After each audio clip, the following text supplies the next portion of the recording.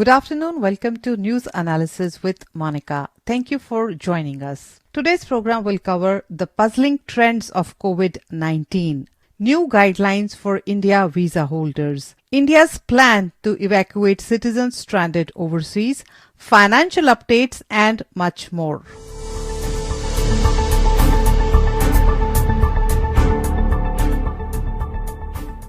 दुनिया भर में एक्सपर्ट्स ये कोशिश कर रहे हैं कि ये क्या पहेली है कोरोना वायरस की, क्योंकि अगर हमें कोई जवाब मिल जाएगा तो पता चल जाएगा किस तरह से अपने आप को हम बचा सकते हैं और कितनी देर तक बचाना होगा। आज पूरी दुनिया में 3.7 मिलियन केसेस हो गए हैं कोरोना वायरस के इन्फेक्शन के, विच हैव कॉज्ड 257,000 डेथ्स। इसमें से 1.2 मिलियन पीपल हैव रिकवर्ड सो फार। मगर कहाँ ज्यादा इन्फेक्शंस हो रही हैं, कहाँ ज्यादा टारगेट हो रहे हैं, कहाँ पर बहुत कम इन्फेक्शंस है, ये एक बहुत अनसुलझी हुई गुत्थी बनी हुई है दुनिया भर के लोगों के लिए। और दुनिया भर में लोग लगे हुए हैं कि किस तरह से इसको एनालाइज किया जाए, क्या वजहें हैं इसकी, क्या फैक्टर्स हैं कोरोना केसेस की तादाद की, क्या ज्योग्राफिकल रीजन हो सकते हैं, डेमोग्राफिक्स हो सकते हैं, कल्चर का क्या रोल है, एनवायरमेंट कहाँ तक इसको बढ़ाता है या कम करता है, और गवर्नमेंट रिस्पांस की जो स्पीड है उससे क्या असर होता है। तो हम एग्जामिन करेंगे ये सारे फैक्टर्स कि इनमें से कौन से फैक्टर्स रिस्पॉन्सिबल हैं कोरोना वायरस के इन्फेक्शंस को बढ़ाने में या घटाने में। अब अगर ज्योग्राफिकल फैक्टर्स को एग्जामिन करें तो कुछ कंट्रीज में हम देखते हैं कि फिगर्स इतनी ज्यादा हैं कि बहुत अनप्रेडिक्टेबल हो रहा है इसका पैटर्न। अब दो नेबरिंग कंट्रीज हैं जो बॉर्डर शेयर करती हैं और ज्योग्राफिकली बिल्कुल पास पास हैं, वैसी ही क्लाइमेट है, वैसी ही कंडीशन है। एक जगह तबाही मची हुई है और एक जगह बहुत कम गिनती है। तो ऐसे ही कुछ हम नेबरिंग कंट्रीज के स्टैटिस्टिक्स देखेंगे और एग्जामिन करेंगे कि इतने ज्यादा फर्क किस तरह से। अब देखिए, ईरान और इराक का केस ले लीजिए। ईरान में इतने ज्यादा लोग मारे गए हैं कोरोना वायरस इन्फेक्शन की वजह से कि उनको मास बरियल करने पड़े हैं। तो तकरीबन 1 लाख लोग इन्फेक्टेड हैं ईरान में और 6,000 डेथ से ऊपर हो चुकी हैं ईरान में। अब नेबरिंग इराक, वहां पर सिर्फ 2,000 इन्फेक्शंस हैं and the death count is 102।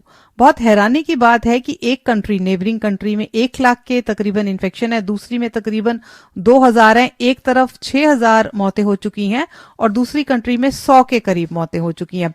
Iran में अगर हम देखे जाए पर मिलियन, अगर हम केसेस कंपेयर करें तो ज्यादा बेटर हमें कंपैरिजन मिल जाएगा, क्योंकि दोनों कंट्रीज की पॉपुलेशन फर्क है।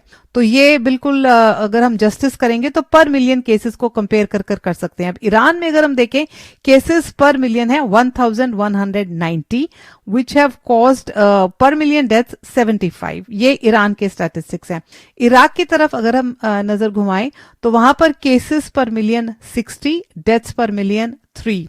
तो ईरान में डेथ्स पर मिलियन 75, इराक में डेथ्स पर मिलियन 3, दोनों नेबरिंग कंट्रीज हैं। ऐसा ही केस है डोमिनिकन रिपब्लिक और हेटी का, जो कि बिल्कुल बॉर्डर शेयर करती हैं। दोनों कंट्रीज में बहुत डाइवर्स डिफरेंस देखा गया है। डोमिनिकन रिपब्लिक में 8,480 cases with 354 deaths, cases per million 782, deaths per million 33। अब हेटी में total cases 100, deaths 11, cases per million 9 and deaths per million 1। Dominican Republic और हेटी में देखिए कितना फर्क है, वहां पर 8,500 केसेस हैं और हेटी में टोटल केसेस हैं 100। तो दोनों कंट्रीज जो हैं ये बॉर्डर शेयर कर रही हैं।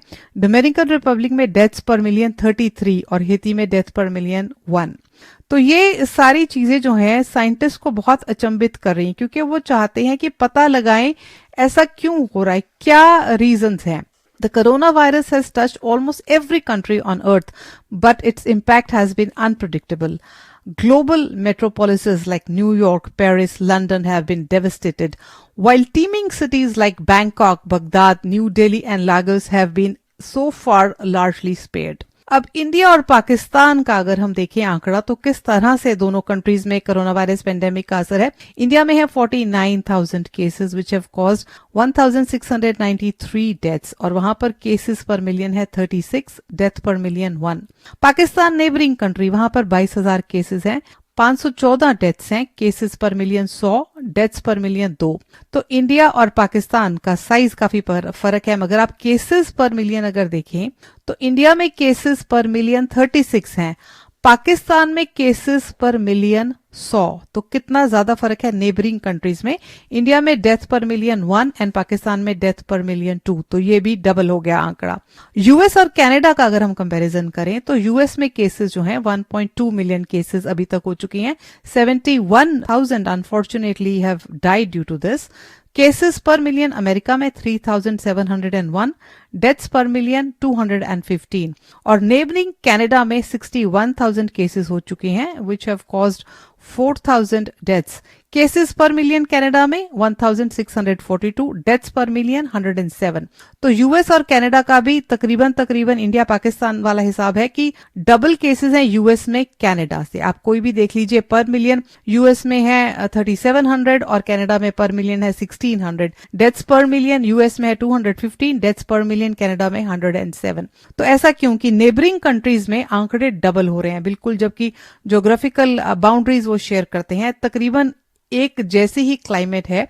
तो ये सारी वजहें जो हैं साइंटिस्ट को बहुत पजल कर रही हैं कि क्या क्या थ्योरीज हम लेकर आए, अब क्या स्टडी किया जाए। डेमोग्राफिक्स है और कई जगह देखा जा रहा है कि कोई प्री एग्जिस्टिंग कंडीशन तो नहीं है जो इसको बढ़ा रही है या घटा रही है। अब देखा जा रहा है कि लोगों में जिनमें पहले से प्रॉब्लम है उनमें असर ज्यादा होता है। अब कई जगह सऊदी अरेबिया और ब्राजील में साइंटिस्ट लगे हुए हैं देखने के लिए कि क्या ट्यूबरकुलोसिस का वैक्सीन जिन लोगों ने लिया है उनको मदद मिलती है, उनमें केसेस कम पाए जाते हैं। तो जेनेटिक्स का क्या असर है, क्या ये कोई रोल प्ले कर रहे हैं, अगर ऑलरेडी कोई दवाई ले रहे हैं उसका क्या असर होता है। तो बहुत सारे जो धारणाएं उभर कर आ रही हैं। अब एक धारणा ये है कि हॉट क्लाइमेट में और यंग पॉपुलेशन जो है वो एस्केप कर जाते हैं वर्स, और इसका मतलब ये है कि टेम्परेचर और डेमोग्राफिक फैक्टर्स हो सकते हैं। मगर अगर आप कंट्रीज देखें, पीरू, इंडोनेशिया और ब्राजील जो सारी की सारी ट्रॉपिकल कंट्री हैं और जहां पर बहुत सारे यंगस्टर्स हैं, यंग पॉपुलेशन है, तो ये बिल्कुल फेल हो जाती है थ्योरी। तो प्रॉब्लम अब अगर देखें कि सोशल डिस्टेंसिंग और अर्ली लॉकडाउन मेजर कहते हैं बहुत इफेक्टिव रहे हर जगह, मगर अगर आप देखें कि म्यांमार और कंबोडिया यहां पर नहीं हुआ ना लॉकडाउन ना सोशल डिस्टेंसिंग, मगर बहुत कम केसेस यहां पर दिखने को मिलते हैं। तो कोई भी थ्योरी अगर आती है सामने वो फट से जो है रिफ्यूट हो जाती है, क्योंकि उसके अपोजिट आपको देखने को मिल जाता है एविडेंस। अब एक थ्योरी ये कहते हैं कि वायरस काफी कंट्रीज में गया ही नहीं है तो वे बची हुई हैं, क्योंकि रशिया और टर्की पहले बिल्कुल ठीक लग रही थी, मगर एक बार जहां इन्फेक्शन शुरू हुई फिर उनकी कंडीशन बिगड़ती गई। अब स्पेनिश फ्लू हुआ था यूनाइटेड स्टेट्स में 1918 में, तो पहली समर में वो लग रहा था कि कम हो जाएगा, फिर फॉल में ज्यादा आया, फिर थर्ड वेव आई, इवेंचुअली इतनी ज्यादा दूर तक फैल गया था कि अलास्का, साउथ पैसिफिक में तक इन्फेक्शन चली गई थी and it infected a third of the world's population. तो ये भी कहा जा रहा है कि अभी हमें नहीं पता स्थिति, हम नहीं क्लियरली कह सकते क्योंकि इन्फेक्शन जो है सारी जगह पर नहीं पहुंची है, तो अभी किसी ठोस सबूत के बिना हम कोई चीज नहीं बता सकते।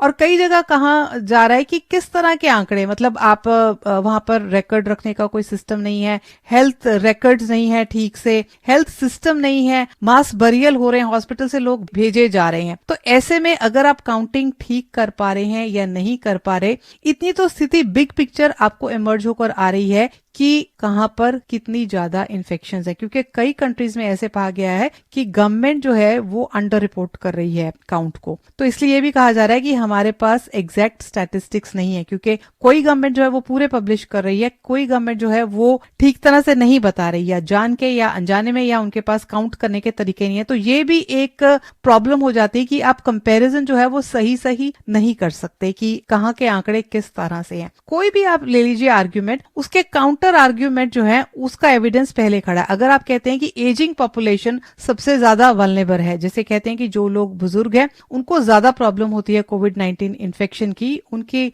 सिवियरिटी बढ़ जाती है। तो जापान की बात करें, वहां पर बहुत सारी पॉपुलेशन जो है वो ओल्ड पॉपुलेशन है, मगर वहां पर ऐसा नहीं देखा गया। जापान में cases per million were 119 and deaths per million are 4। तो ये थ्योरी भी जापान पर नहीं चलती कि एजिंग पॉपुलेशन पर ज्यादा असर होता है। अब कई कंट्रीज में कहा जा रहा है कि यंगर पॉपुलेशन है ना, यूथ हैज पावर, तो वहां पर लोग जो हैं बच गए हैं, उन पर असर नहीं हुआ। अब ये कई जगह ये कहा गया है कि जो यंग पीपल हैं वो माइल्ड सिम्टम्स कॉन्ट्रैक्ट करते हैं और कम ट्रांसमिट करते हैं अदर्स को, क्योंकि उनकी हेल्थ प्रॉब्लम कोई प्री एग्जिस्टिंग नहीं है, उनकी सेहत अच्छी है, उनकी जो इम्यूनिटी बहुत बड़ी है।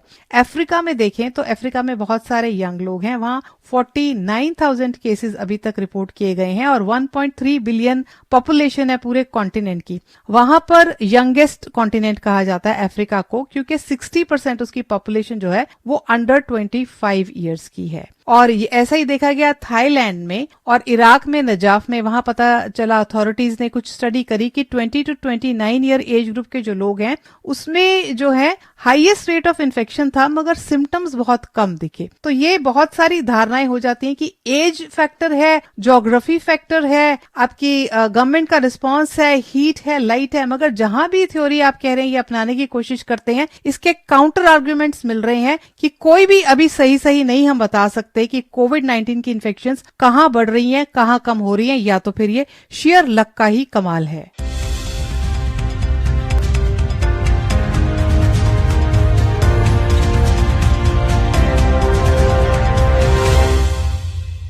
Welcome back. आप सुन रहे हैं न्यूज एनालिसिस विद मोनिका। ये प्रोग्राम प्रसारित होता है रेडियो मिर्ची 1310 पर 4:30 से 5, और ये प्रोग्राम आप यूट्यूब पर भी सुन सकते हैं। यूट्यूब पर चैनल है न्यूज एनालिसिस विद मोनिका, आप उसको सब्सक्राइब कीजिए, लाइक कीजिए और शेयर कीजिए। तो प्रोग्राम के बाद आप यूट्यूब पर जाकर प्रोग्राम्स चेकआउट कीजिए।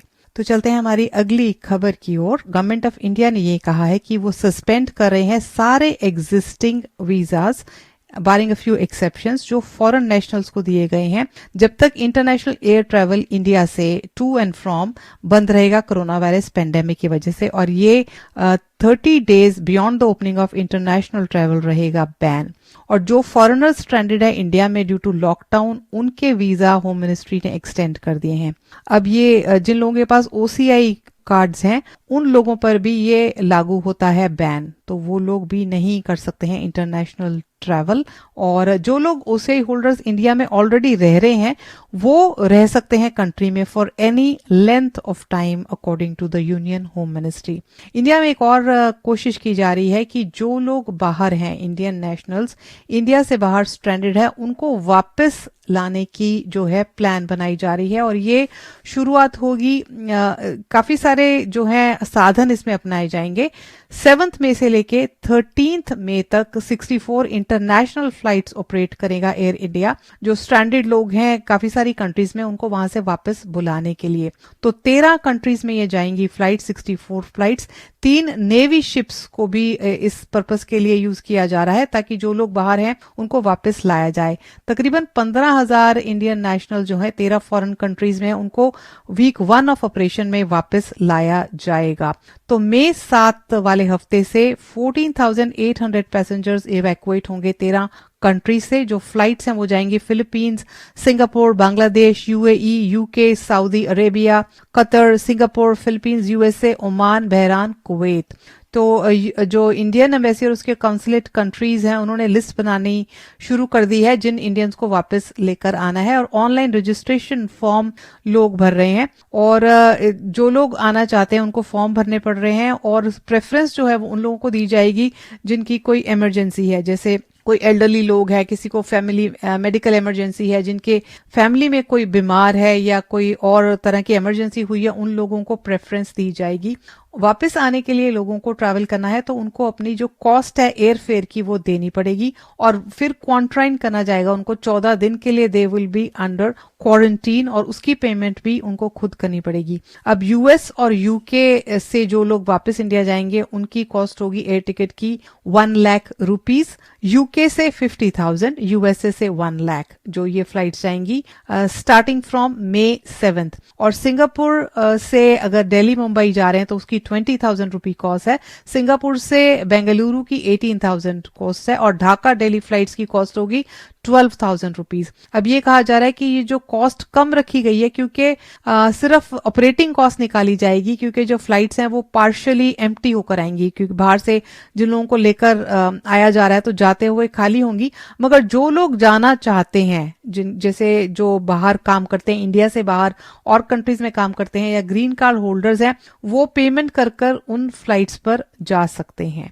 तो ये सारा शुरू हो जाएगा ऑपरेशन मई 7 से लेकर मई 13 तक। तो बहुत सारी चीजें जो हैं प्रिकॉशंस लेनी पड़ेंगी, क्योंकि जब भी बोर्ड कर रहे हैं तो सबका चेकअप होगा, वापस जो आएंगे लोग उनका चेकअप होगा, कुछ फॉर्म्स भरने पड़ेंगे उनको। ये देखा जाएगा कि सारे जो प्रोटोकॉल्स हैं हेल्थ मिनिस्ट्री के, सिविल एविएशन मिनिस्ट्री ने कहा है कि वो फॉलो करने पड़ेंगे, और किसी को कोई प्री एग्जिस्टिंग कंडीशन है वो रिपोर्ट करनी पड़ेगी। और इंडिया जब पहुंच जाएंगे तो उनको आरोग्य सेतु ऐप डाउनलोड करना पड़ेगा, क्योंकि सारी ये प्रिकॉशंस लेकर ऐसा काम किया जा रहा है। 2 लाख से ऊपर इंडियंस जो है बाहर उन्होंने रजिस्टर किया अभी तक, मगर ये काउंट कहते हैं बढ़ सकता है, क्योंकि धीरे धीरे लोग जो वहां पर फंसे हुए हैं, स्टूडेंट्स हैं या और नेशनल्स हैं, वो वापस आना चाहते हैं। तो गवर्नमेंट ऑफ इंडिया चाहती है कि डिफरेंट फेजेस में उनको वापस बुलाया जाए। So starting from May 7 to May 13 13 countries से पहले फेज में लाया जाएगा। उसके बाद 15,000 लोगों को लाने के बाद सेकेंड फेजेस में सब्सिक्वेंटली प्राइवेट एयरलाइंस को भी मौका दिया जाएगा कि वो भी इस प्रोजेक्ट में शामिल हो सकती हैं। तो कहा यह जा रहा था कि एक तो लोगों को वापस लाने का प्लान है, और साथ में एयरलाइंस इंडस्ट्री को भी, जो प्राइवेट एयरलाइंस को बाद में शामिल कर लिया जाएगा, ताकि उनको भी थोड़ी सी बूस्ट मिल सके। तो इंडिया में ये बहुत काम हो रहा है बड़े पैमाने पर। Time now for our financial update.